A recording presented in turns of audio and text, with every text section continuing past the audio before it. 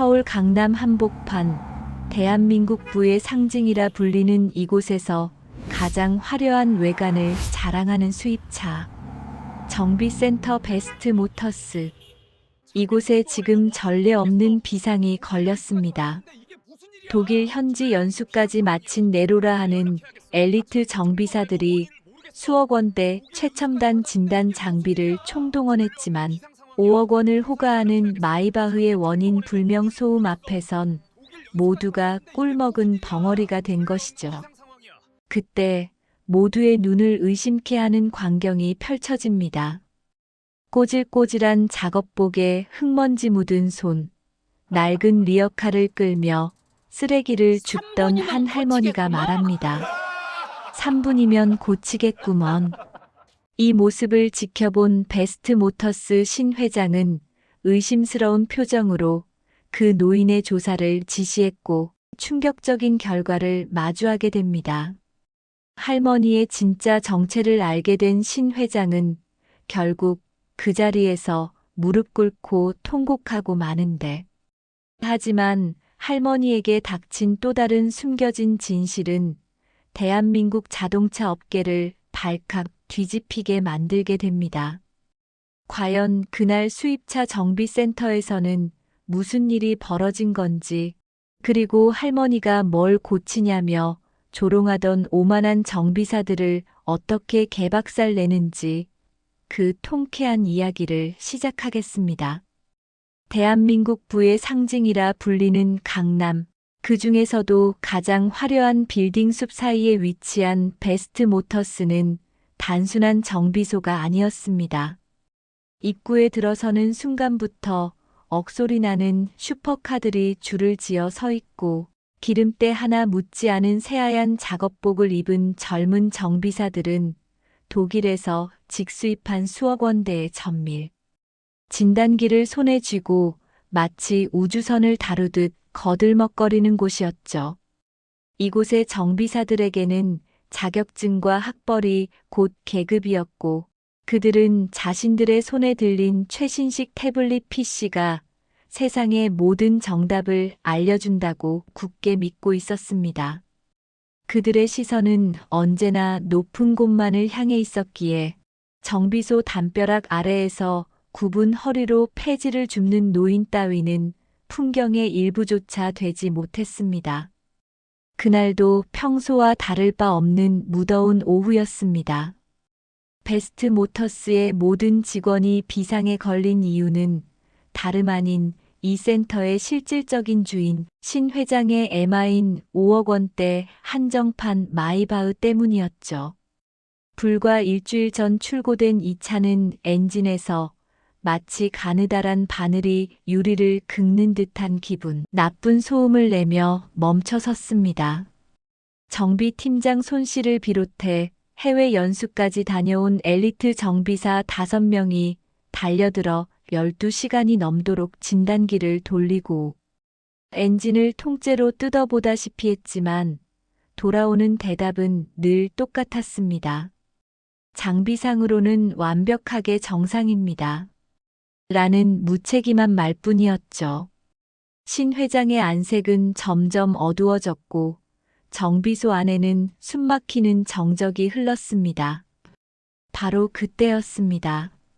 센터 정문 앞 길가에서 낡은 리어카를 끌며 폐지를 정리하던 이씨 할머니가 무거운 걸음을 옮기고 있었습니다. 그녀의 작업복은 이미 수십 번을 덧댄 듯 너덜너덜했고 얼굴에는 고된 세월의 풍파가 깊은 주름으로 새겨져 있었죠. 이씨 할머니는 사실 이 근방에서 미친 할멈이라고 불리며 무시당하기 일쑤인 존재였습니다. 하루 종일 폐지를 모아봐야 10,000원 한 장 쥐기 힘든 처지였지만 그녀에게는 절대 포기할 수 없는 이유가 있었습니다. 바로 사고로 부모를 잃고 병실에 누워 산소호흡기에 의지하고 있는 8살 난 손주 때문이었죠. 손주의 병원비를 대기 위해 할머니는 매일같이 강남의 화려한 빌딩 숲 사이를 누비며 남들이 버린 쓰레기를 뒤져야만 했습니다. 정비센터 안에서 고성방가가 터져 나왔습니다. 신 회장의 인내심이 바닥난 것이었죠. 손 팀장을 비롯한 젊은 정비사들은 식은땀을 흘리며 바닥만 내려다보고 있었습니다. 전국에서 제일 까는 기술자라고 자부하더니 기계가 정상이라고 하면 차가 멀쩡한 거야? 신 회장의 호통에 손 팀장은 회장님, 독일 본사 기술진과 화상 회의까지 했지만 장비상 결함은 발견되지 않았습니다. 아무래도 연료의 미세한 불순물 문제인 듯합니다. 라며 구차한 변명을 늘어놓았습니다. 그들의 눈에는 오로지 화면 속 그래프와 수치만 보일 뿐 차가 내는 고통스러운 비명은 들리지 않았던 것입니다. 리어카를 끌고 지나가던 이씨 할머니는 잠시 멈춰서서 센터 안쪽을 물끄러미 바라보았습니다. 그녀의 귀에는 최첨단 진단기도 잡아내지 못한 아주 미세하고 불규칙한 마찰음이 또렷하게 들려왔습니다. 그것은 마치 오래된 심장이 멈추기 직전 내뱉는 마지막 헐떡임과 같았죠. 할머니는 자신도 모르게 리어카를 세워두고 센터 안으로 한 걸음 들어섰습니다. 그러자 입구를 지키던 젊은 막내 정비사가 코를 찌르는 악취에 인상을 찌푸리며 소리를 질렀습니다. 어이, 할멈. 여기가 어디라고 들어와? 폐지는 저기 뒤쪽 쓰레기통에서나 찾으라고. 이씨 할머니는 모욕적인 말에도 아랑곳하지 않고 마이바흐 쪽을 가리키며 갈라진 목소리로 나직하게 뱉었습니다. 그거 오일 펌프 라인이 아니라 엔진 뒤쪽 격벽에 붙은 냉각수 클립이 떨어진 소리요. 그거 안 잡으면 3분 뒤에 엔진 통째로 눌어붙을 텐데. 할머니의 말이 끝나기가 무섭게 정비소 안은 찬물을 끼얹은 듯 조용해졌습니다. 하지만 곧이어 손 팀장을 비롯한 정비사들의 폭소가 터져나왔죠. 들었냐? 지금 폐지 줍는 할멈이 우리한테 훈수 두는 거냐? 독일 기술진도 모르는 걸 할멈이 귀로 맞춘다고? 손 팀장은 비열한 웃음을 지으며 할머니를 밀쳐내려 했습니다.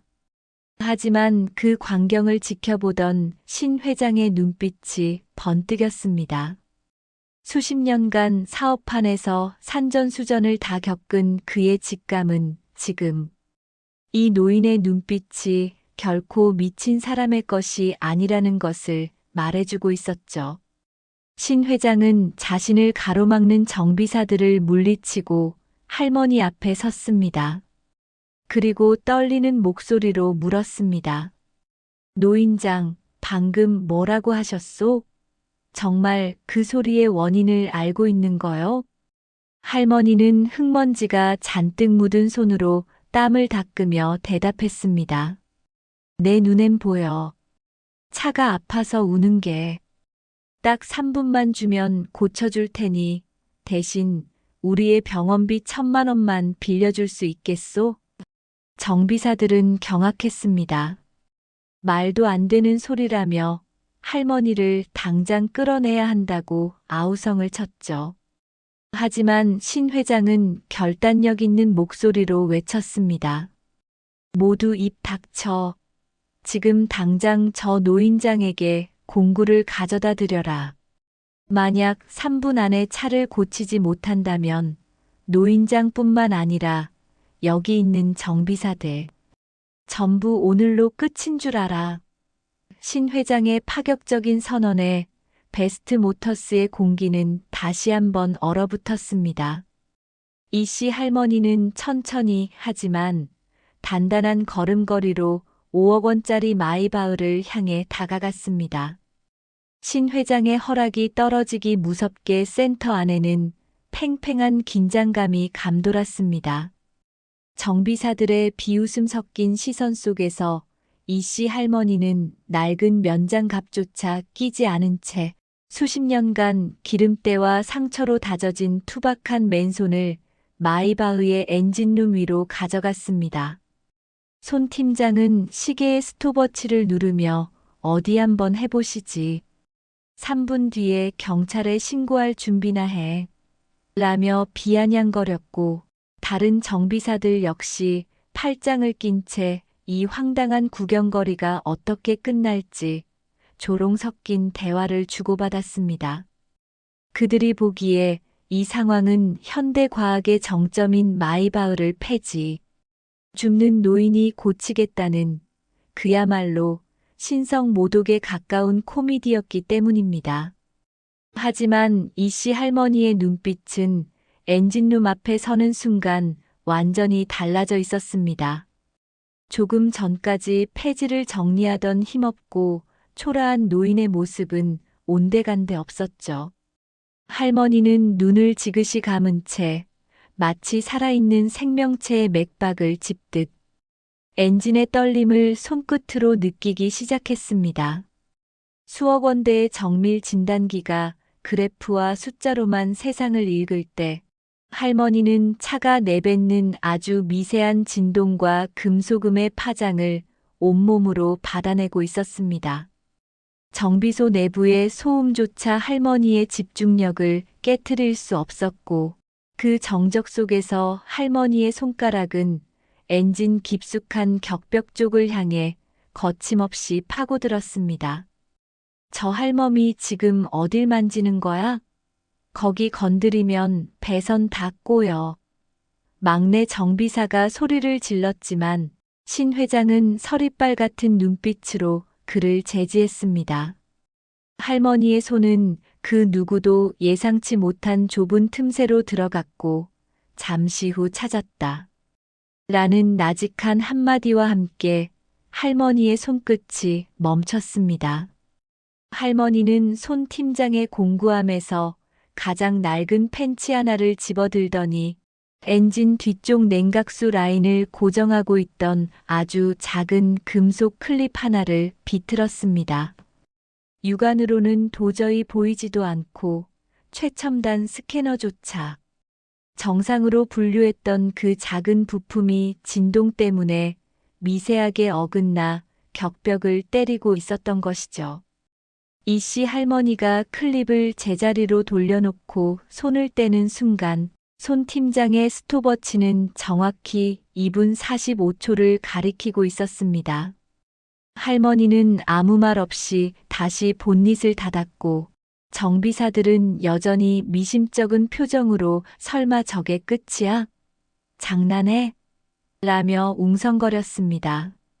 하지만 신 회장은 직접 운전석에 올라 시동 버튼을 눌렀습니다.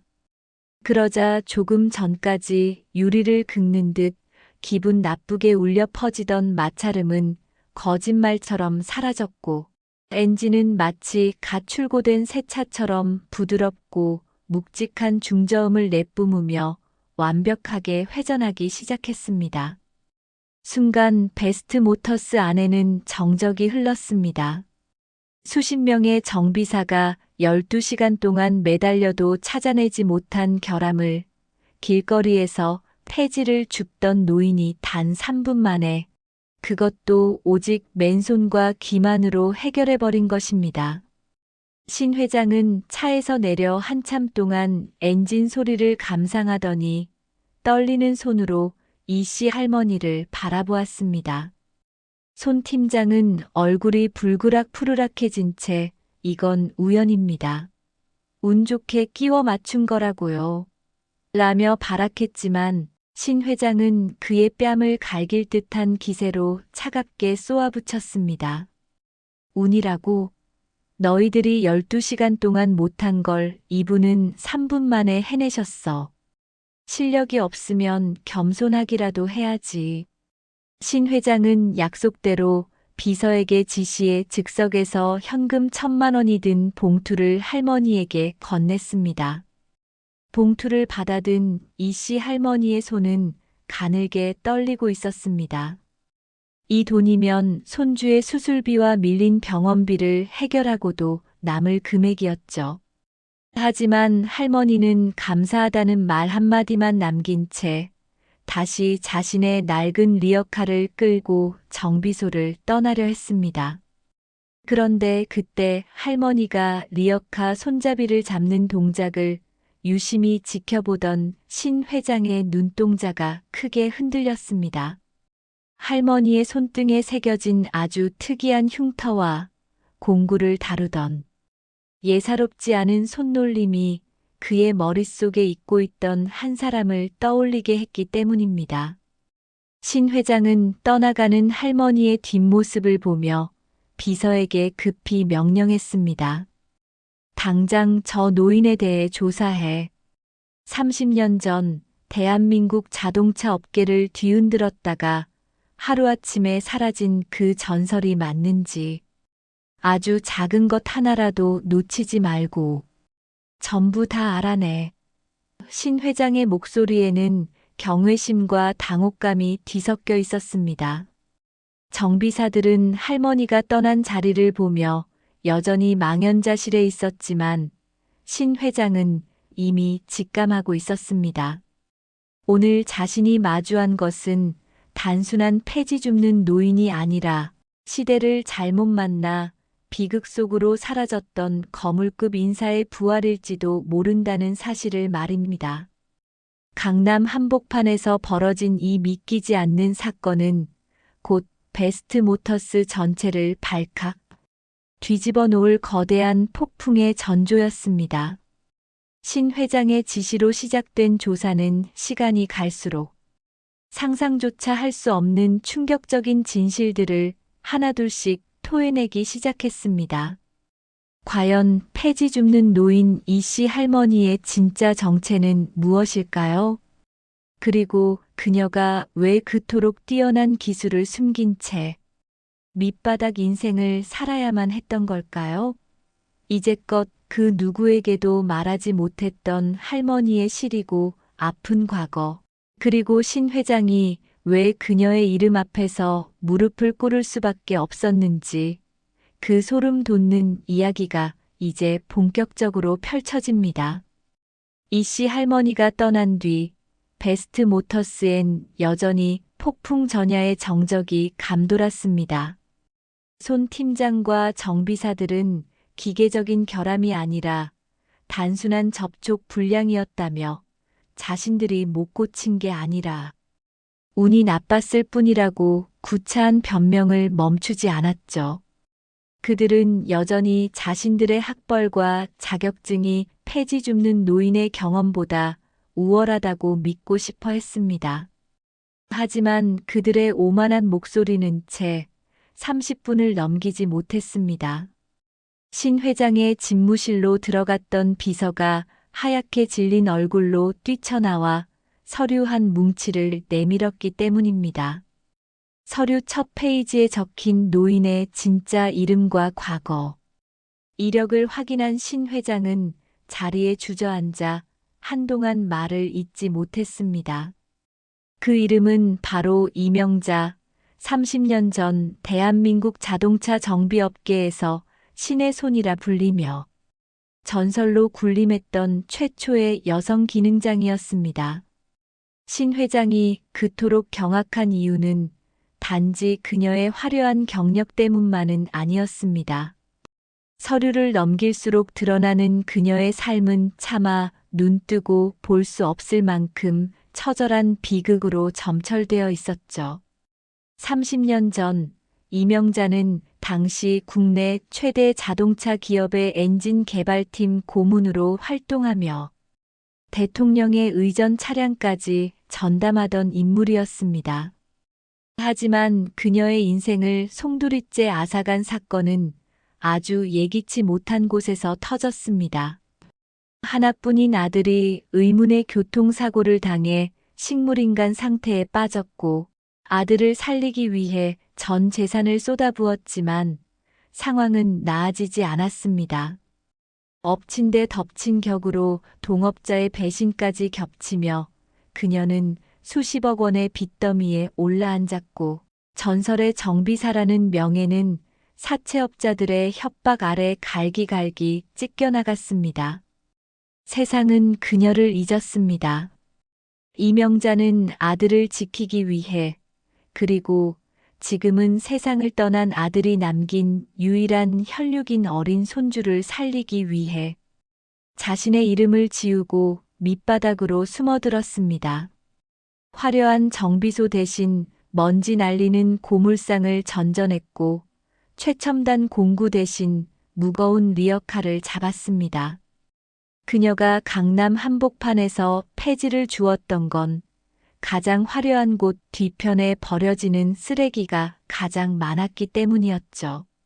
30년 동안 그녀의 손은 기계 기름 대신 흙먼지로 뒤덮였지만 엔진 소리만 들어도 고장의 원인을 꿰뚫어 보던 그 천부적인 감각만큼은 세월도 앗아가지 못했던 것입니다. 신 회장은 떨리는 손으로 서류 끝에 첨부된 빛바랜 사진 한 장을 집어들었습니다. 거기엔 30년 전 베스트 모터스의 전신인 작은 정비소에서 자신의 선친과 함께 웃고 있는 젊은 이명자의 모습이 담겨 있었습니다.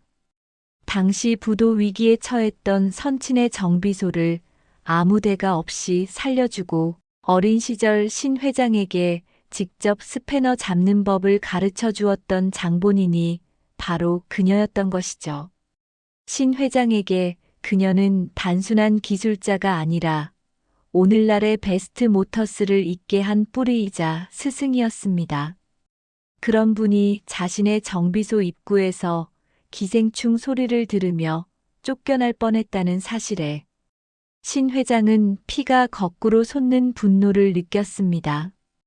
그는 즉시 센터 내의 모든 정비사를 광장으로 집결시켰습니다.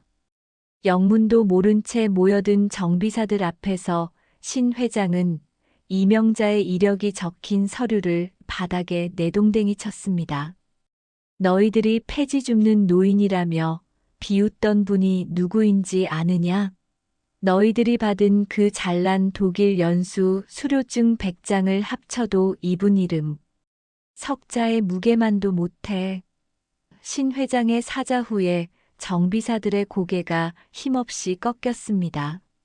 손 팀장은 믿을 수 없다는 듯 서류를 확인하며 얼굴이 종이장처럼 하얗게 변했습니다. 자신들이 고물상 할멈이라 부르며 멸시했던 대상이 사실은 자신들이 교과서에서나 보던 정비업계에 살아있는 신하였다는 사실을 마주하게 된 것이죠. 하지만 진짜 사이다는 여기서 끝이 아니었습니다. 신 회장은 비서에게 지시해 이명자 할머니가 머물고 있는 지하 단칸방의 위치를 파악하게 했습니다. 지금 당장 최고급 구급차를 수배해 할머님의 손주를 우리 재단 병원으로 옮겨라. 그리고 모든 정비사는 작업복을 벗고 정장을 갖춰 입고 나를 따라라. 우리가 저지른 그 극악무도한 무례함을 목숨 걸고 사죄하러 갈 것이다.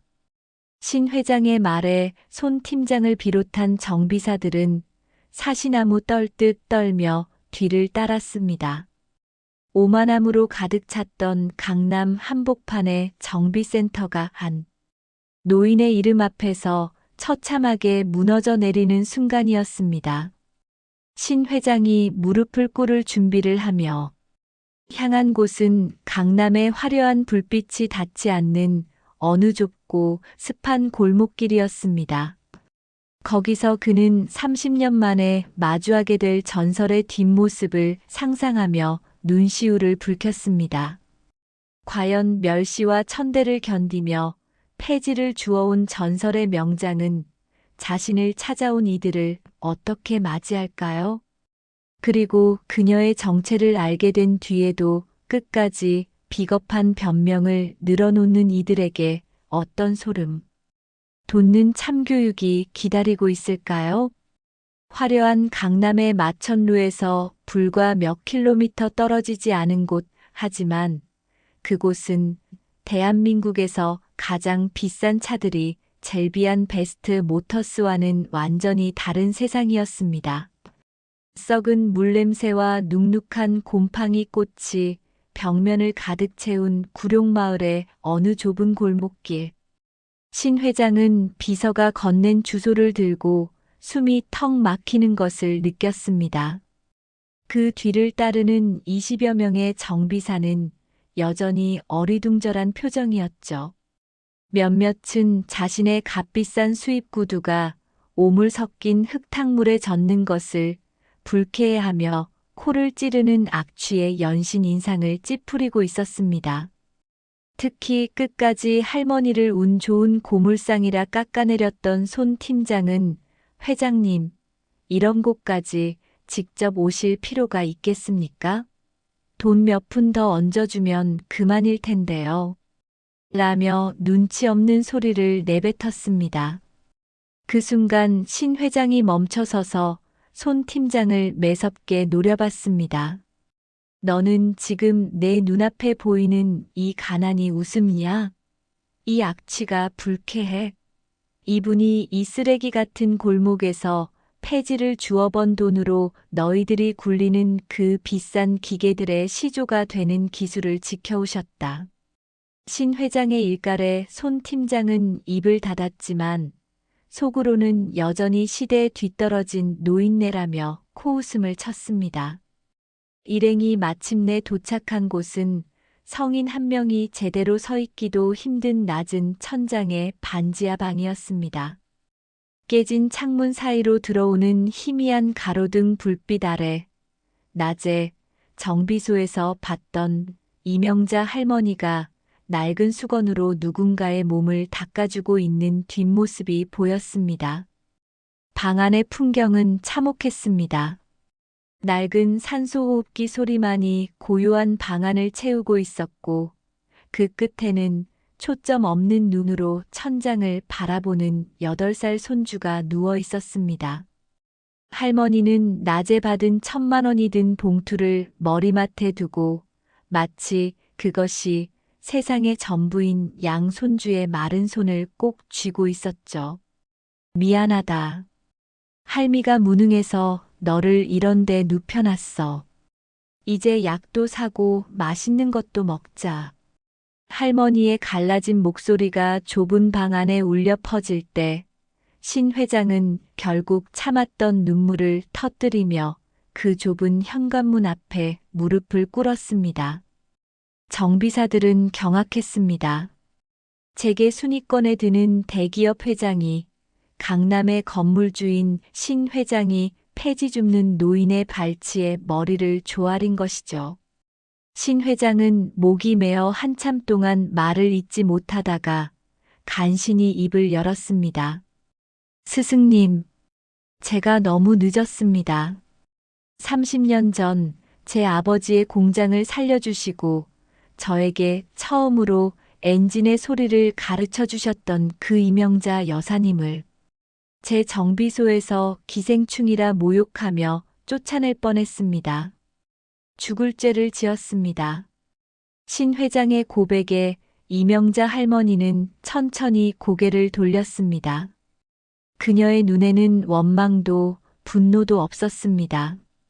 오직 깊은 슬픔과 달관한 자의 평온함만이 감돌았죠. 하지만 분위기를 파악하지 못한 손 팀장은 뒤에서 투덜거렸습니다. 아니, 회장님. 과거는 과거고 요즘 정비는 컴퓨터가 다 하는데 이 노인네가 뭘 안다고 이러십니까? 아까 그 마이바흐도 사실 제가 거의 다 잡았던 건데.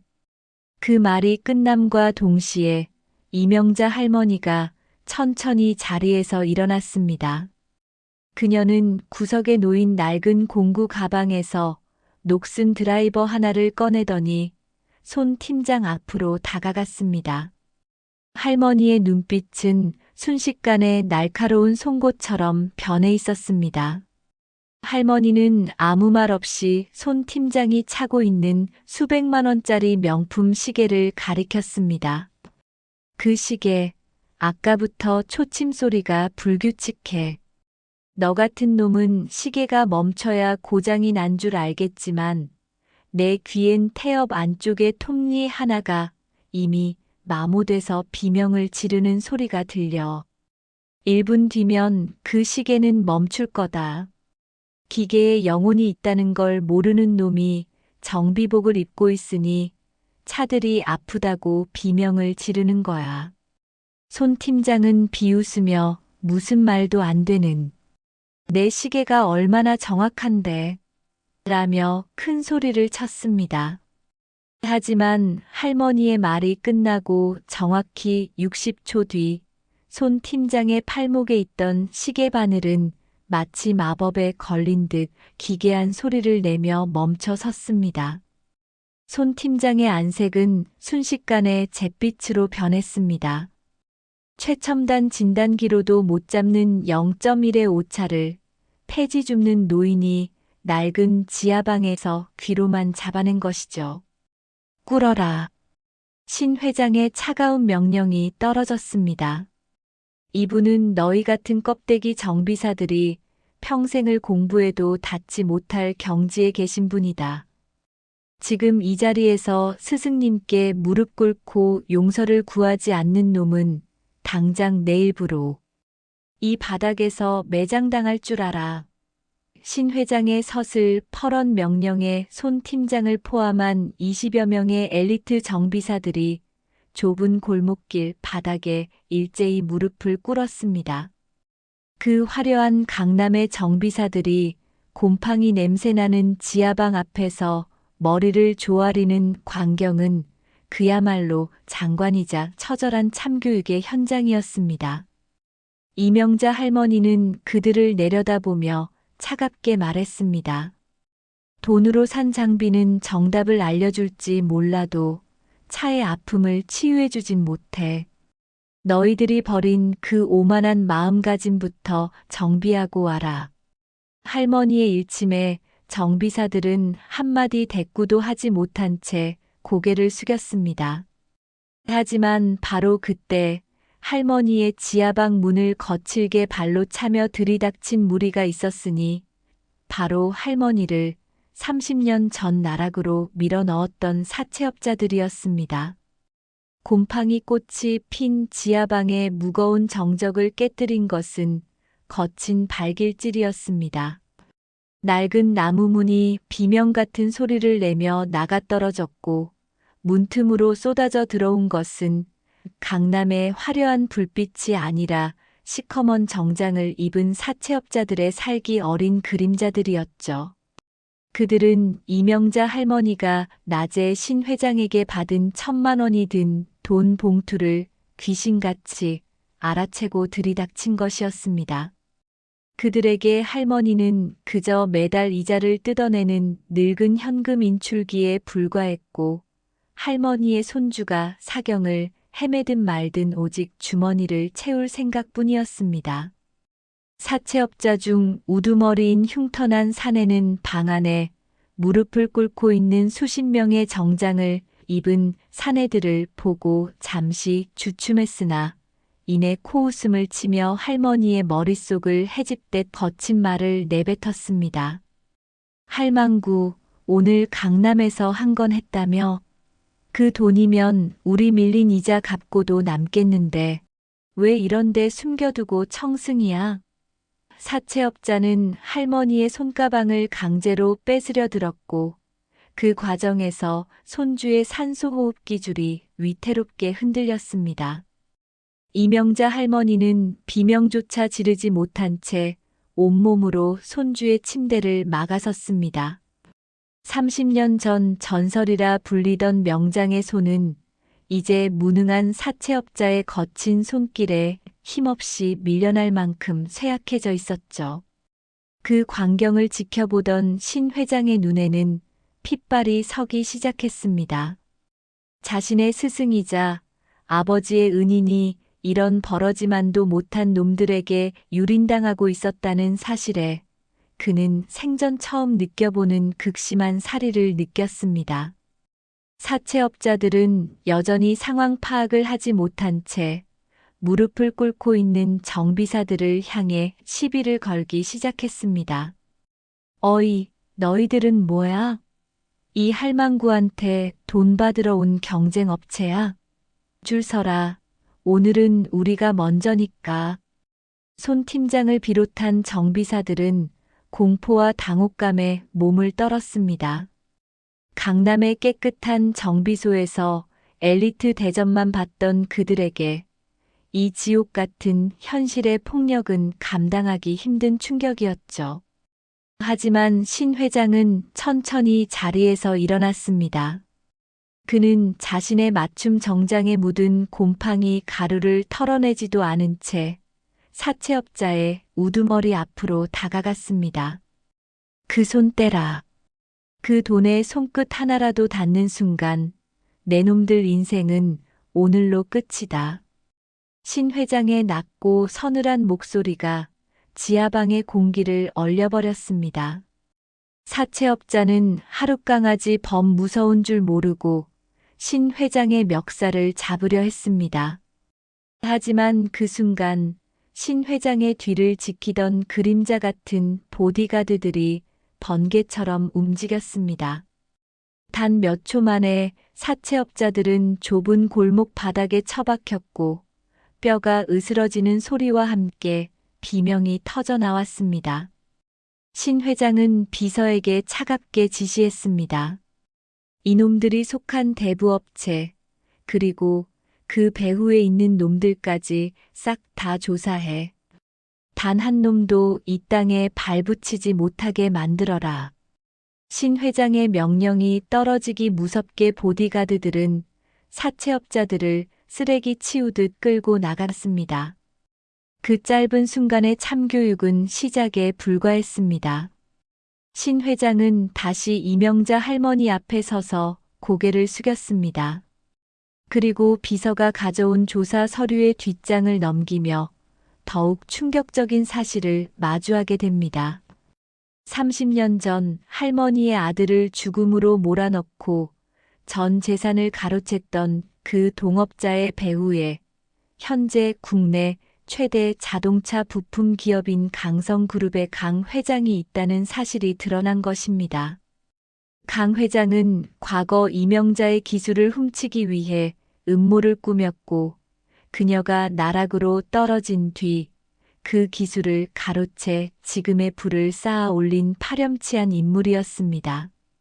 신 회장은 주먹을 꽉 쥐었습니다.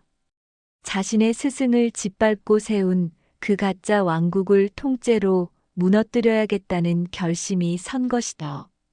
스승님, 이제 그만 쉬십시오. 손주는 제가 책임지고 살려내겠습니다. 그리고 스승님의 이름을 훔쳐간 그놈들. 제가 스승님의 방식대로 처절하게 짓밟아버리겠습니다. 신 회장의 약속과 동시에 구급대원들이 들이닥쳐 손주를 최고급 의료 장비가 갖춰진 특실로 옮기기 시작했습니다. 이명자 할머니는 멀어져가는 손주의 뒷모습을 보며 처음으로 참았던 눈물을 흘렸습니다. 그리고 그녀는 신 회장이 내미는 손을 잡으며 자리에서 일어났습니다. 폐지 줍는 노인의 굽은 등이 서서히 펴지기 시작했고 그녀의 눈에는 30년 전 세상을 호령하던 전설의 광기가 다시 서리기 시작했습니다. 사건은 이제 개인의 사죄를 넘어 거대 기업 간의 전쟁으로 번지기 시작했습니다. 신 회장은 강남 한복판 베스트 모터스의 최상층을 이명자 할머니를 위한 전용 연구소로 개조할 것을 명령했습니다. 그리고 할머니를 무시했던 손 팀장과 정비사들에게는 상상도 못할 가혹한 형벌이자 기회가 주어졌습니다. 바로 이명자 할머니 밑에서 기초 정비부터 다시 배우는 지옥 훈련이었죠. 만약 할머니의 기준에 미치지 못한다면 업계에서 영원히 퇴출당한다는 조건이었습니다.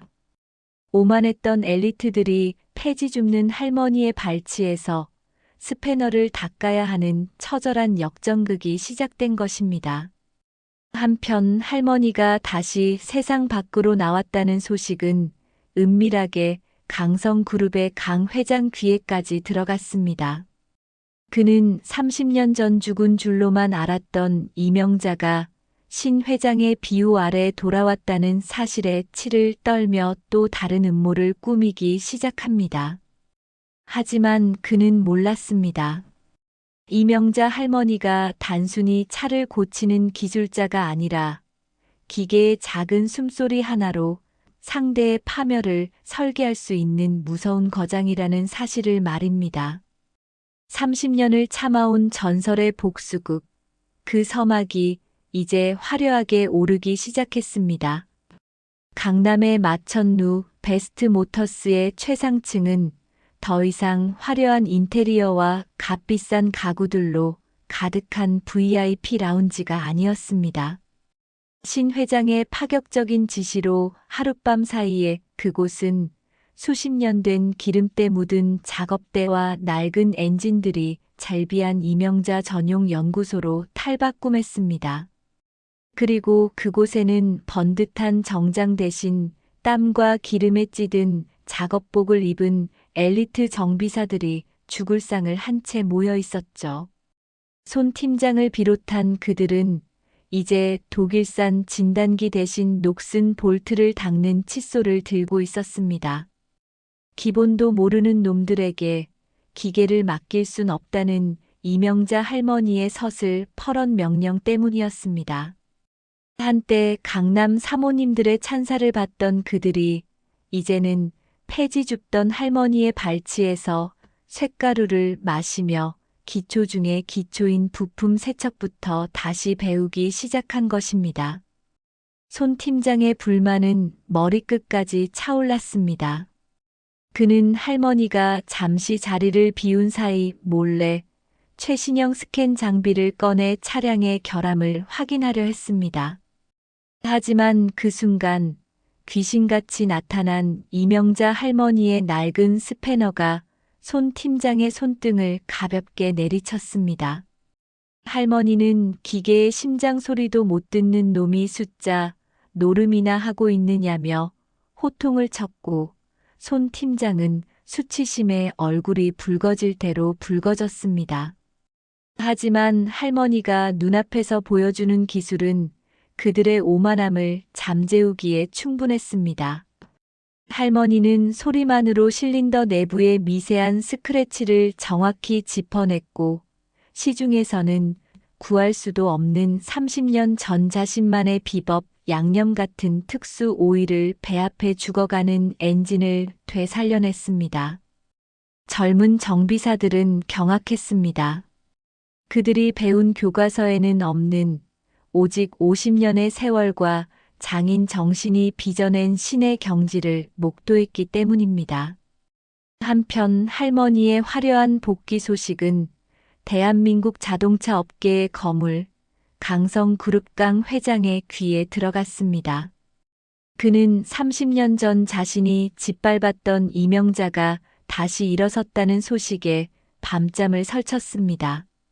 강 회장은 다음 주에 있을 세계 자동차 기술 세미나를 이명자의 관으로 만들기로 결심했습니다. 전 세계 기술진이 모인 자리에서 그녀의 구식 기술이 얼마나 보잘것없는지 증명하고 그녀를 다시는 일어설 수 없는 지하방으로 처박아 버릴 음모를 꾸민 것이죠. 강 회장은 자신의 신복을 보내 베스트 모터스의 시연 차량에 아주 정교한 전자적 결함을 심어 놓았습니다. 기계적 결함이 아니라 오직 컴퓨터만이 잡아낼 수 있는 할머니의 귀로는 절대 알 수 없는 치명적인 함정이었습니다. 세미나 당일 강남의 대형 컨벤션 센터는 전 세계에서 온 취재진과 전문가들로 인산인해를 이뤘습니다. 강 회장은 거만한 미소를 지으며 무대 위에 올랐고 곧이어 초라한 작업복 차림의 이명자 할머니가 신 회장의 비호 아래 등장했습니다. 장내는 술렁였습니다. 저 폐지 줍는 노인이 정말 전설의 정비사냐는 비아냥거림이 여기저기서 터져나왔습니다. 손 팀장과 정비사들은 긴장한 채 마른 침을 삼켰습니다. 그들은 알고 있었습니다. 오늘 이 무대에서 실패하면 할머니뿐만 아니라 자신들의 인생도 끝이라는 것을요. 드디어 기술 시연의 시간이 왔습니다. 강성그룹이 준비한 절대 고칠 수 없는 차가 무대 중앙에 나타났습니다. 최신형 인공지능 제어 장치가 탑재된 이 차량은 강 회장이 보낸 자객들에 의해 소프트웨어가 완전히 꼬여버린 상태였습니다. 이명자 할머니는 차분하게 본닛 앞에 섰습니다. 하지만 할머니가 차에 손을 대기도 전에 강 회장의 수하인 젊은 수석 연구원이 비웃으며 말했습니다. 할머니, 이건 30년 전 구닥다리 엔진이 아닙니다. 최첨단 반도체가 지배하는 차란 말입니다. 귀를 갖다 대는 그런 미개한 방식으로는 전원조차 켤 수 없을 겁니다. 장내의 비웃음이 퍼져나갈 때 이명자 할머니는 천천히 눈을 감았습니다. 그리고 모두가 숨을 죽인 그 순간 할머니는 주머니에서 아주 낡고 때 묻은 금속 막대기 하나를 꺼냈습니다. 그것은 할머니가 30년 전부터 손때를 묻혀온 그녀만의 청진기였습니다. 할머니는 그 막대를 차의 배터리 라인과 메인 컴퓨터 하우징에 번갈아 대더니 갑자기 실소를 터뜨렸습니다. 전자제품이라 소리가 안 날 줄 알았느냐? 전기가 흐르는 길에도 저항의 비명은 들리는 법이다. 할머니의 한마디에 강 회장의 얼굴이 순식간에 굳어졌습니다. 할머니는 정비사들이 가져온 어떤 도구도 사용하지 않았습니다. 대신 무대 옆에 놓인 냉수 한 컵과 자신이 직접 만든 아주 작은 자석 조각 하나를 꺼냈습니다. 사람들은 저 노인이 드디어 미쳤다며 혀를 찼습니다. 하지만 할머니가 그 자석을 특정 회로 판 위에 가져다 대고 냉수를 라디에이터 냉각핀에 미세하게 뿌리는 순간 기적 같은 일이 벌어졌습니다. 먹통이었던 차의 계기판에 불이 들어오고 죽어있던 엔진이 마치 포효하듯 우렁찬 소리를 내며 살아난 것입니다. 그것은 단순한 수리가 아니었습니다. 할머니는 전자기장의 원리를 완벽히 파악해 자력으로 소프트웨어의 오류 구간을 물리적으로 우회시킨 그야말로 정비학의 상식을 파괴하는 마법 같은 광경이었습니다. 강 회장은 비틀거리며 자리에서 일어났고 전 세계 전문가들은 일제히 기립 박수를 보냈습니다. 손 팀장과 젊은 정비사들은 그 자리에서 오열했습니다. 자신들이 그토록 무시했던 낡은 기술이 최첨단 인공지능을 굴복시키는 과정을 보며 그들은 비로소 자신들이 무엇을 잃어버렸는지 깨달았습니다. 하지만 승리의 기쁨도 잠시 무대 위로 올라온 강 회장의 비열한 목소리가 마이크를 타고 울려 퍼졌습니다. 고친 건 인정하지. 하지만 이명자, 내가 30년 전 아들을 죽이고 회사 돈을 횡령해 도망친 범죄자라는 사실도 이 사람들이 알아야 하지 않겠나?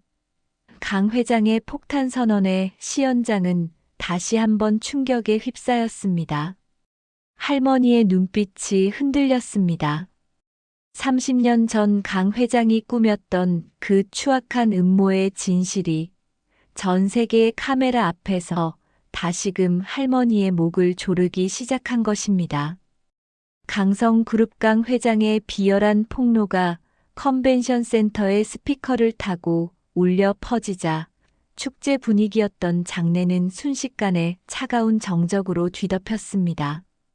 이명자 할머니를 향해 쏟아지던 경외의 박수는 의심과 혐오의 수군거림으로 변했고 수백 대의 카메라 플래시는 이제 거장의 영광이 아닌 범죄자의 치부를 들춰내기 위해 잔인하게 터져나왔습니다.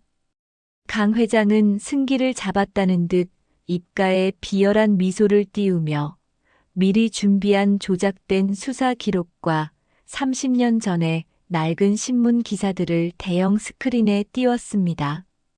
이명자 할머니는 과거의 트라우마가 되살아난 듯 창백해진 얼굴로 거친 숨을 몰아쉬었지만 그녀의 눈빛만은 결코 꺾이지 않은 채 단상 위에 강 회장을 똑바로 응시하고 있었습니다.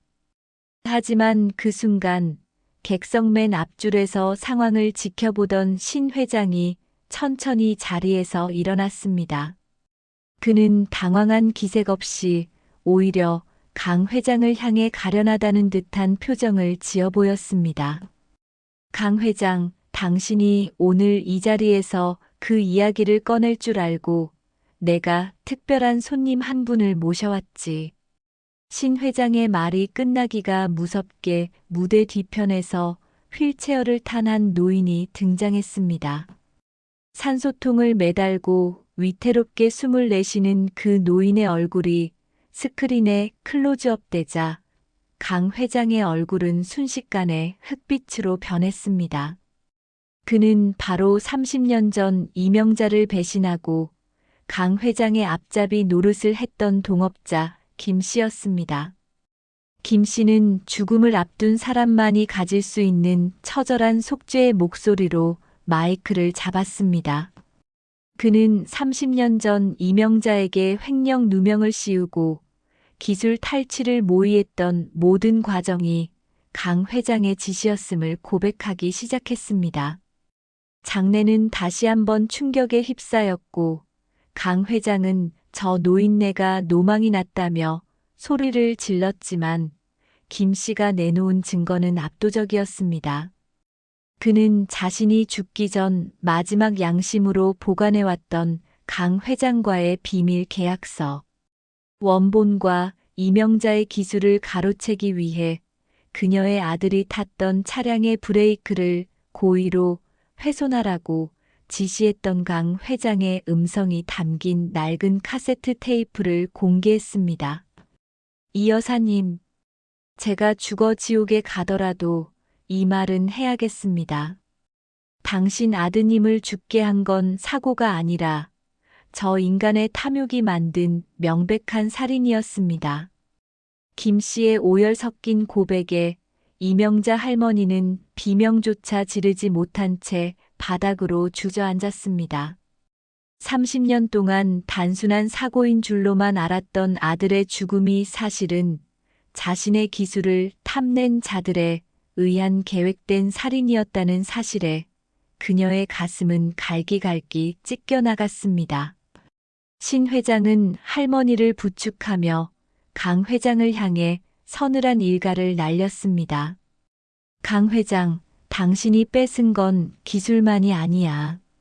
한 가족의 목숨과 30년의 세월을 뺏은 대가, 이제 내 놈이 가진 모든 걸 내놓고 치러야 할 거다.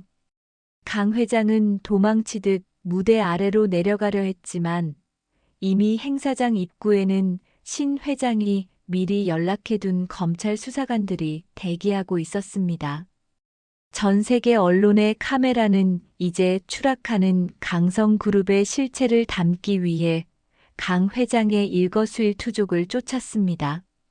강남 한복판에서 벌어진 이 전대미문의 반전극은 실시간으로 중계되며 대한민국을 발칵 뒤집어 놓았습니다.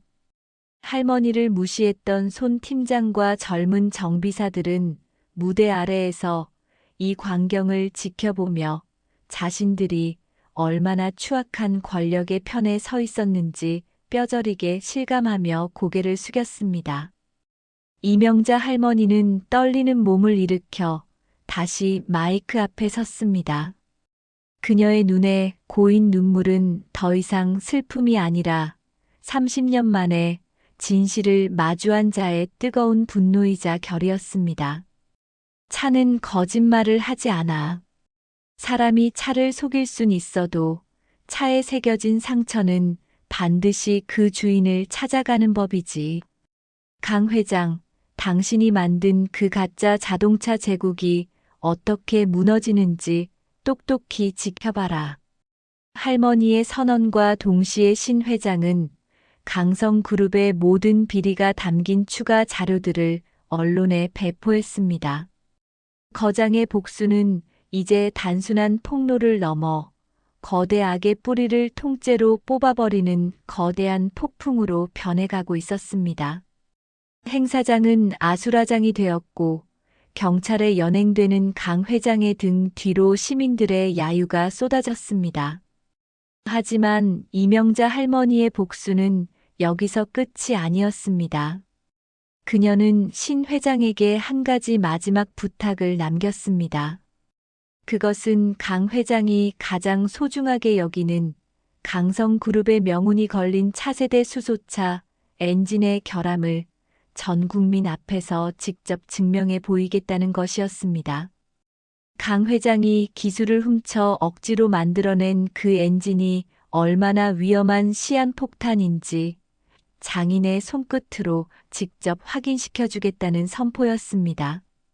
컨벤션 센터를 빠져나가는 이명자 할머니의 뒷모습은 더 이상 폐지 줍는 노인의 것이 아니었습니다.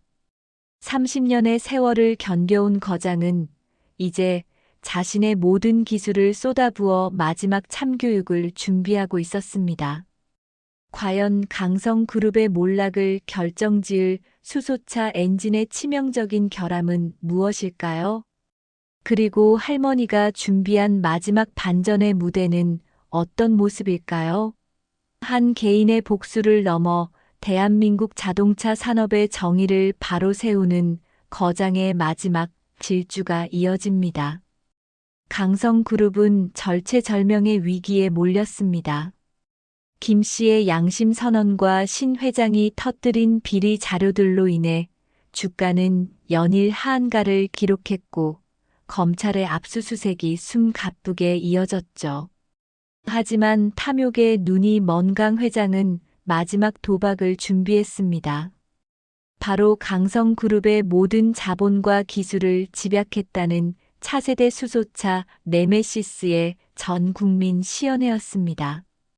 이 차만 성공적으로 런칭한다면 반전의 기회가 있다고 믿은 강 회장은 보안을 핑계로 전문가들의 사전 검증조차 거부한 채 화려한 쇼를 강행했습니다. 강남의 심장부인 영동대로를 통제하고 수만 명의 시민과 취재진이 모인 가운데 강 회장은 마치 구원자라도 된 양번쩍이는 수소차 옆에서 승리의 미소를 지었습니다. 하지만 그 화려한 무대 뒤편 신 회장의 차 안에서 조용히 엔진 소리를 듣고 있던 이명자 할머니의 얼굴은 싸늘하게 굳어 있었습니다.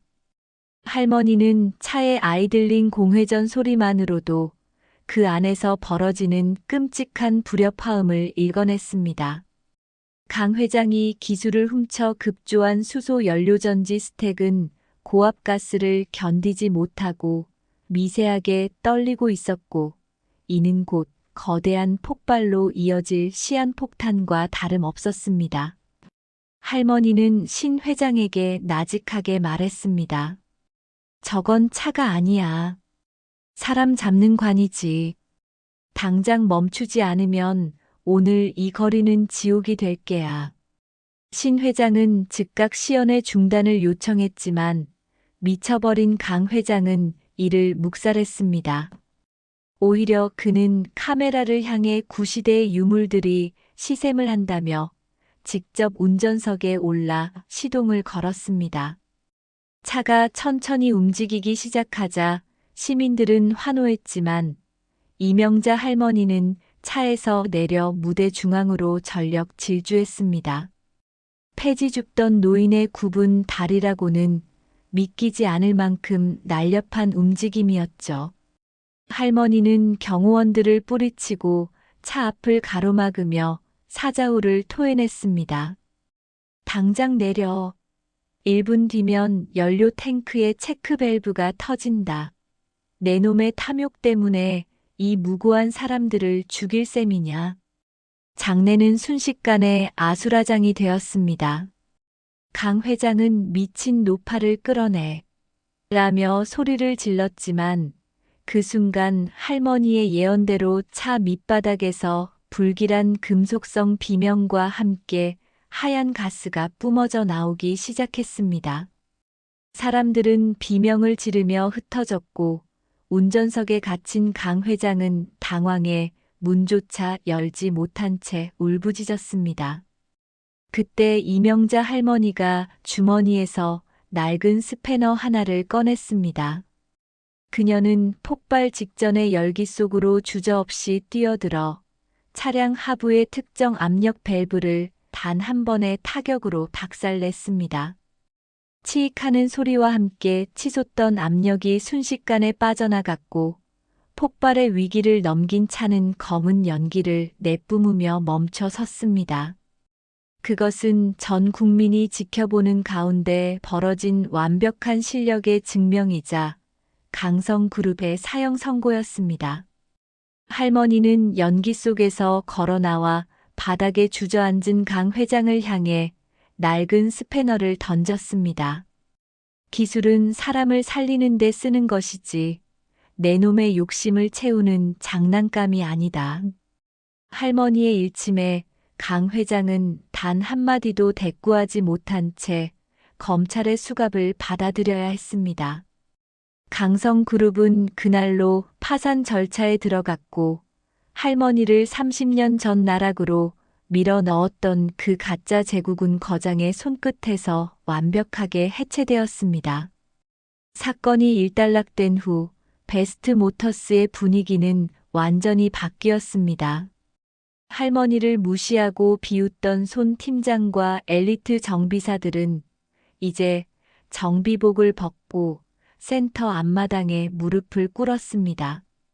그들은 자신들이 가졌던 오만함과 무지가 얼마나 위험한 것이었는지 뼈저리게 느꼈습니다. 손 팀장은 삭발까지 감행하며 이명자 할머니 앞에 머리를 조아렸습니다. 스승님, 저희는 정비사가 아니라 장사꾼이었습니다. 제발 저희를 제자로 받아주십시오. 바닥 청소부터 다시 시작하겠습니다. 그들의 눈에는 가짜 자존심 대신 진심 어린 회한의 눈물이 흐르고 있었죠. 이명자 할머니는 그들을 한참 동안 묵묵히 바라봤습니다.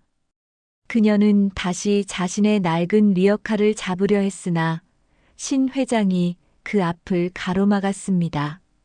스승님, 이제 리어카는 놓으셔도 됩니다.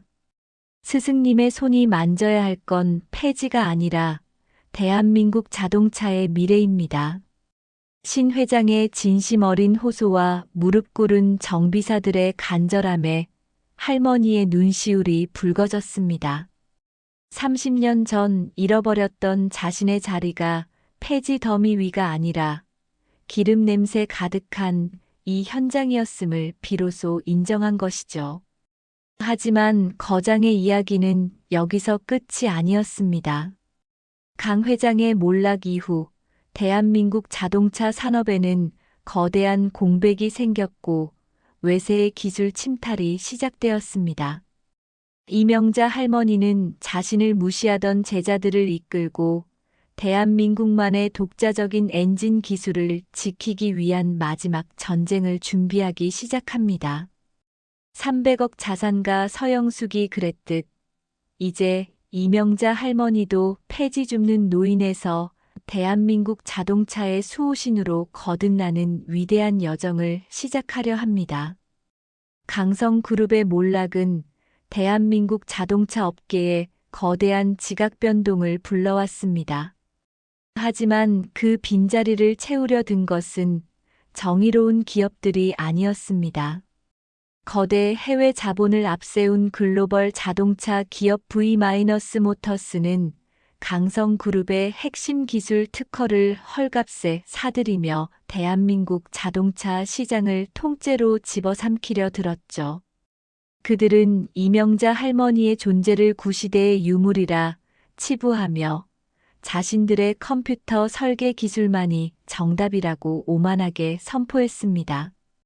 대한민국 자동차 산업이 외세의 기술 노예가 될 위기에 처한 그때 강남 베스트 모터스의 지하 연구소에서는 세상에서 가장 뜨겁고도 처절한 기초 훈련이 계속되고 있었습니다. 손 팀장을 비롯한 20여 명의 정비사들은 이제 과거에 오만했던 모습을 찾아볼 수 없었습니다. 그들은 이명자 할머니의 지휘 아래 매일 아침 수천 개의 볼트를 손으로 조이고 풀며 금속의 미세한 결을 익혔습니다. 할머니는 그들에게 기계는 거짓말을 하지 않는다. 내 놈들의 손끝에 진심이 담기지 않으면 차는 절대로 마음을 열지 않아. 라며 혹독한 훈련을 이어갔습니다. 손 팀장은 손가락에 피가 터지고 굳은 살이 박여 스패너조차 잡기 힘든 고통 속에서도 단 한 번의 불평도 하지 않았습니다.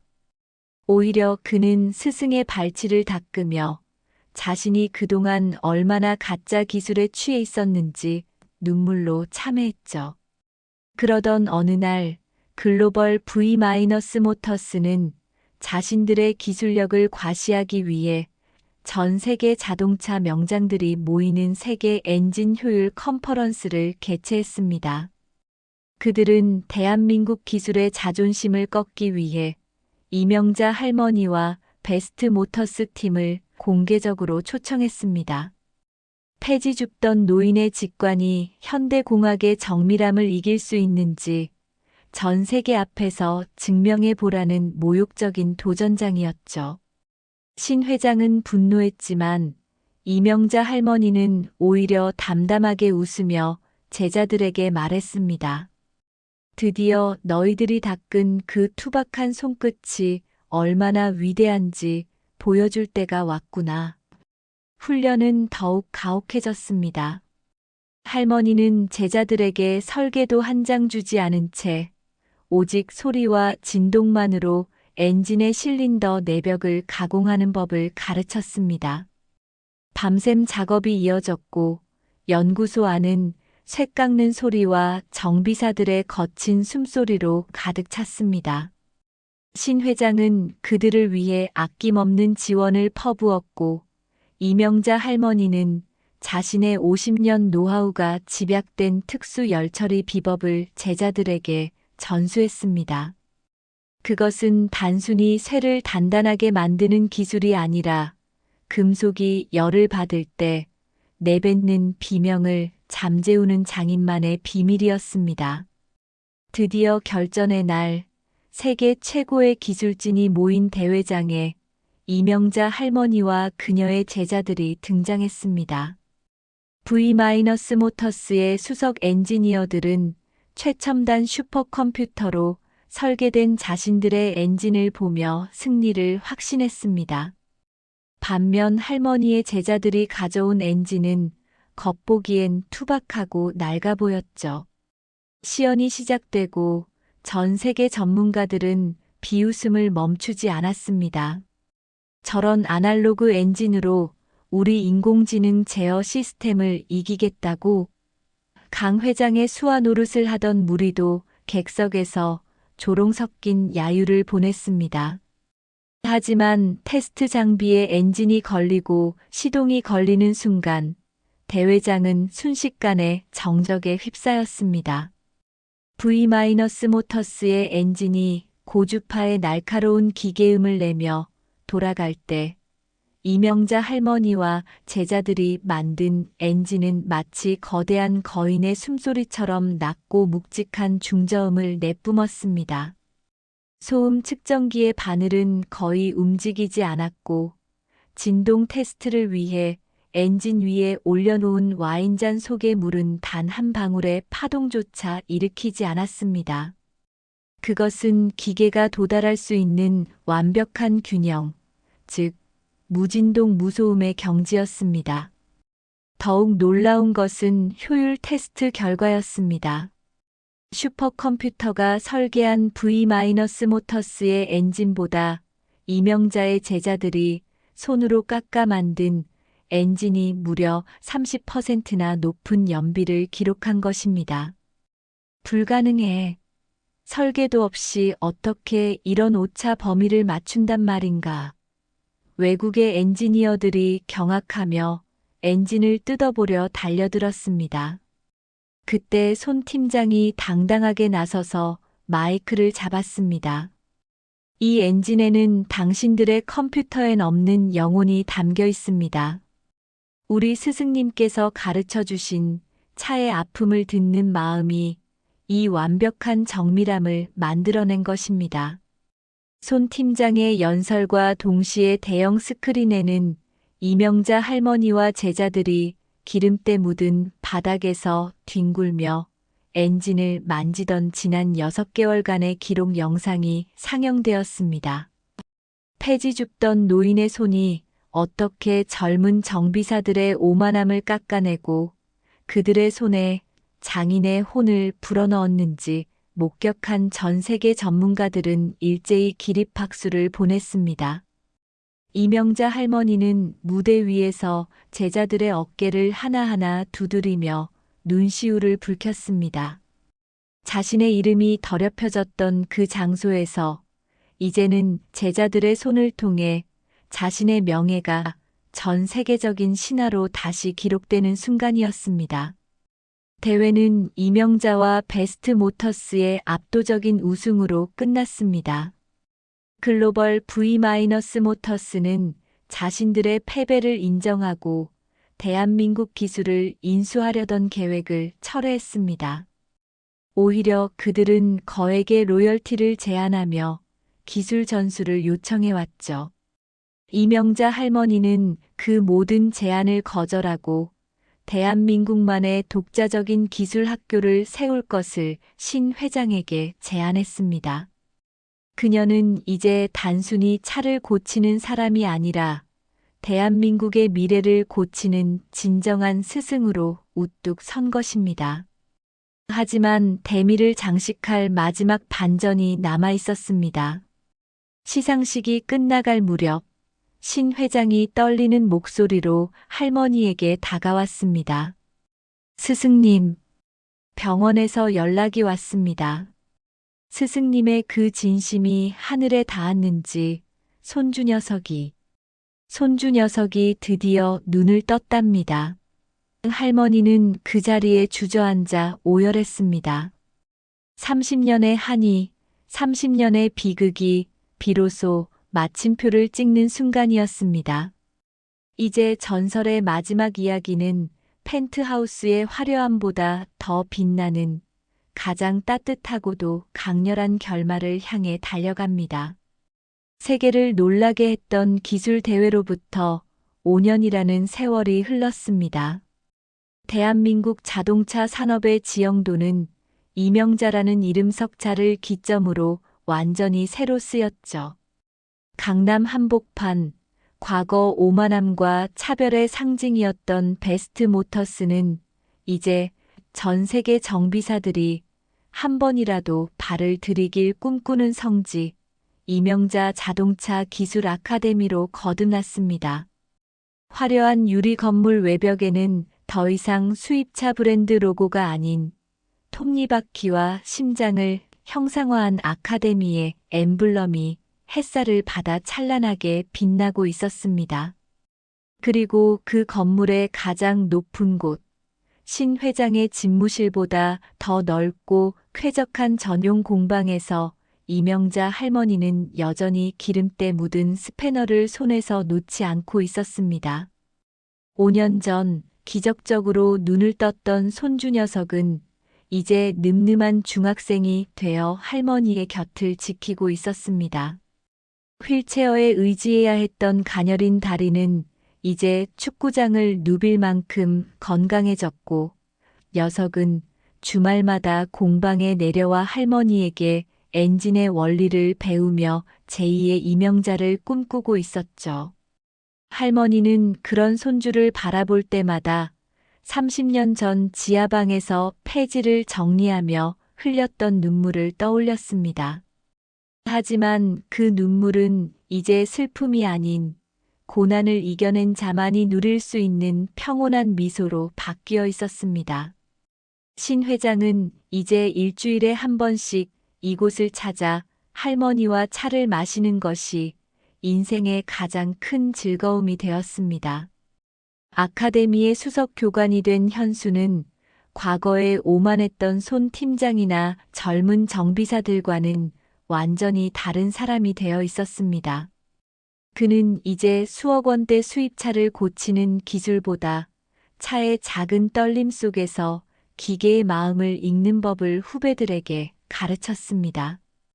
현수는 매일 아침 수업을 시작하기 전 아카데미 로비 중앙에 전시된 아주 특별한 전시물 앞에 서서 고개를 숙입니다. 그것은 이명자 할머니가 30년 동안 강남 골목을 누비며 끌었던 낡고 녹슬어 군데군데 용접 자국이 가득한 폐지 리어카였습니다. 신 회장은 이 리어카를 베스트 모터스의 가장 귀한 보물로 지정하고 유리관 속에 넣어 영구 보존하도록 했습니다. 리어카 아래에는 할머니가 직접 쓴 짧은 글귀가 새겨져 있었습니다. 인생의 고장은 장비가 아니라 마음에서 시작된다. 할머니를 나락으로 밀어넣었던 강성그룹의 강 회장은 결국 전 재산을 몰수당하고 감옥에서 쓸쓸한 최후를 맞이했습니다. 그가 세운 가짜 자동차 제국은 흔적도 없이 사라졌지만 그 자리에 이명자 할머니가 세운 기술학교는 수만 명의 청년들에게 새로운 희망을 주고 있었습니다. 할머니는 이제 대한민국을 넘어 전 세계 자동차 업계의 정신적 지주가 되었습니다. 해외 유명 자동차 브랜드의 회장들이 그녀의 조언 한마디를 듣기 위해 강남으로 날아왔고 그녀가 만진 엔진은 그 자체로 예술 작품이라 불리며 박물관에 전시되기에 이르렀습니다. 어느 햇살 좋은 오후 할머니는 손주와 함께 아카데미 옥상 정원에 앉아 강남의 전경을 내려다봤습니다. 5년 전 굽은 허리로 폐지를 주우며 올려다봤던 그 화려한 빌딩 숲은 이제 그녀의 발 아래 평화롭게 펼쳐져 있었습니다. 할머니는 곁에 서 있던 현수에게 나직하게 말했습니다. 현수야, 저 아래를 봐라. 여전히 누군가는 폐지를 줍고 누군가는 절망 속에서 차 밑바닥을 기어다니고 있겠지. 그들에게 전해라. 지금 내 손에 든 것이 스패너든 폐지든 포기하지 않는다면 그것이 곧 내 인생의 왕관이 될 거라고. 현수는 눈시울을 붉히며 스승의 말을 가슴 깊이 새겼습니다. 이명자 할머니의 이야기는 이제 전설이 되어 사람들의 입에서 입으로 전해지고 있습니다. 3분 만에 벤츠를 고쳤던 기적 같은 순간보다 더 위대한 것은 인생의 밑바닥에서도 자신의 진심과 실력을 버리지 않았던 그녀의 고귀한 장인 정신이었습니다. 그녀가 끌던 폐지 리어카는 이제 대한민국 자동차 산업의 가장 빛나는 훈장이 되었고 그녀가 흘린 눈물은 수많은 이들의 앞길을 밝히는 등불이 되었습니다. 이명자, 그녀는 진정한 기술자였고 위대한 스승이었으며 무엇보다 자신의 삶을 스스로 고쳐낸 최고의 정비사였습니다. 오늘 이명자 씨의 이야기가 어떠셨나요? 70평생을 굴곡진 삶 속에서 보내면서도 끝내 자신의 실력으로 세상을 바꾼 그녀의 모습에서 우리는 진정한 인생의 가치를 발견하게 됩니다. 이야기가 재밌으셨다면 구독과 좋아요 부탁드려요. 그리고 지금 이 순간 여러분은 어떤 리어카를 끌며 인생의 언덕을 오르고 계시는지 댓글로 나눠주세요. 여러분의 이야기도 궁금하거든요. 가족을 지키기 위해 흘린 눈물과 고된 세월, 그 모든 순간이 바로 당신의 왕관입니다. 인생 왕관은 언제나 당신의 편입니다. 여러분 가정에 따뜻한 행복과 평화가 가득하시길 바라며 오늘도 시청해 주셔서 감사합니다.